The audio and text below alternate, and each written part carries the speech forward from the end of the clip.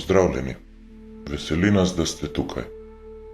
Človeštvo se na poti k resnici sooča z dvema velikima ovirama, nevednostjo in brezbrižnostjo. Na prvi pogled sta si podobni, saj v obeh primerih človek ne pozna resnice.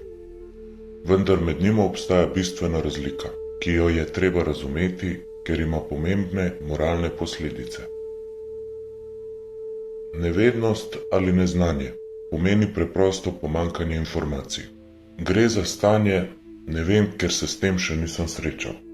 Vsak človek se rodi neveden in z nepopolnim znanjem. Nevednost je naravno izhodišče vsakega posameznika. Že sama beseda pomeni ne vedeti. V takšni nevednosti ni krivde, saj ne izvira iz zavračanja resnice, temveč iz dejstva, da do določene informacije še nismo imeli dostopa. Nevednost je zato v osnovi nedolžna. Pravzaprav je priznanje lastne nevednosti pogosto prvi korak k modrosti. Spomnimo se Sokratove misli: vem, da nič ne vem. Modrost je videl prav v zavedanju lastnega neznanja, saj takšna ponižnost odpira za učenje in spoznanje novih resnic. Brezbrižnost, ki jo lahko imenujemo tudi namerna ignoranca ali ravnodušnost, pa je nekaj povsem drugega. Ne pomeni, da informacij ni, temveč da so na voljo, a se človek zavestno odloči pogledati stran. Gre za zavrnitev resnice, ki je pred nami. To ni več zgolj stanje, temveč dejanje. Brezbrižen človek v resnici pravi: nočem vedeti. Prav v tem se skriva krivda. Če ima nekdo možnost spoznati resnico, pa se namerno odloči ostati v zmoti, nosi odgovornost za posledice te odločitve. Brezbrižnost zato ni več nedolžna. Pogosto jo opisujemo kot sokrivdo pri laži. Razliko lahko ponazorimo s preprostim primerom. Predstavljajte si, da zaslišite sireno, ki opozarja na nevarnost požara. Neveden človek je tisti, ki sirene sploh ni slišal. Brezbrižen pa je tisti, ki jo sliši, a si reče: ne bom se vznemirjal ali ne bom se obremenjeval, in ne ukrepa.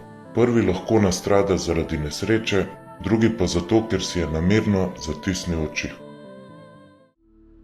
Zakaj je to pomembno? Ker brezbrižnost ni le osebna izbira, temveč ima tudi širše družbene posledice. Če dovolj ljudi zavestno ignorira resnico, lahko v katastrofo zaidejo cele skupnosti ali narodi. Zgodovina nas uči, da zlo za zmago potrebuje le to, da dobri ljudje ne ukrepajo. Če vemo, da se dogaja krivica, pa pogled obrnemo stran, postanemo brezbrižni in s tem omogočimo, da se krivica nadaljuje. To se žal dogaja pogosto.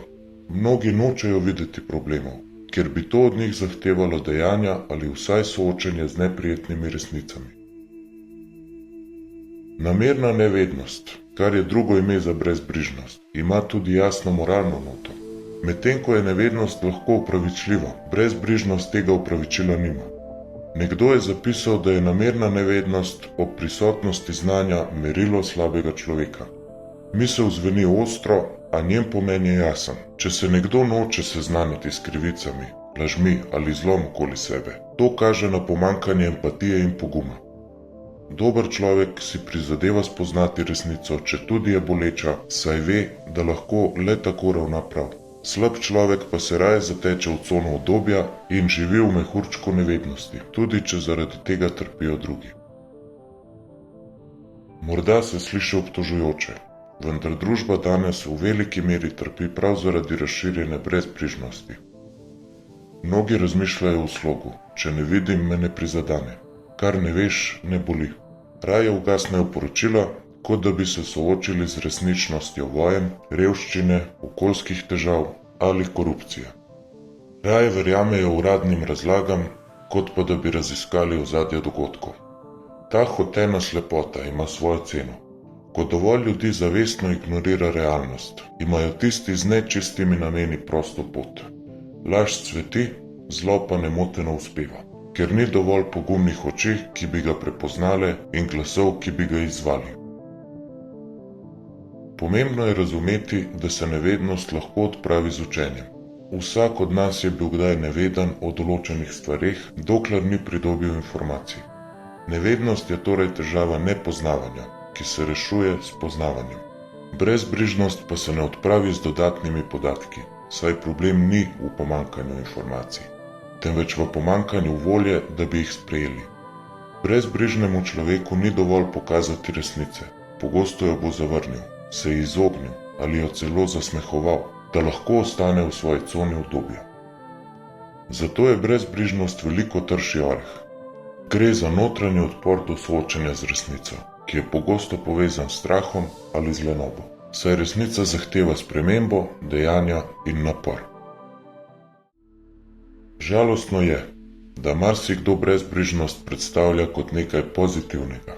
Ne obremenjujem se s tem, pravijo. Življenje je lažje, če ne greš pregloboko. A to je nevarna zabloda. Življenje v namerni nevednosti ni pravo življenje, temveč le obstajanje v balonu, ki ga bo prej ali slej prebila realnost. Ko ta lažni svet poči, bodo brezbrižni nepripravljeni soočeni z vsem, pred čimer so bežali, in takrat bo morda prepozno. Zato je bolje resnico sprejeti zgodaj in zavestno, četudi je težka, saj so posledice ignoriranja resnice vedno hujše. Naj to razmišljanje sklenemo z jasnim vodilom. Ne bodimo brezbrižni. Ne bodimo med tistimi, ki nočejo slišati sirene, ko ta opozarja na nevarnost. Če slutimo, da nekaj ni prav, imejmo pogum to raziskati. Brezbrižnost je zapeljiva, ker obljublja navidezni mir v duši. Toda to je lažen mir, kupljen na račun resnice.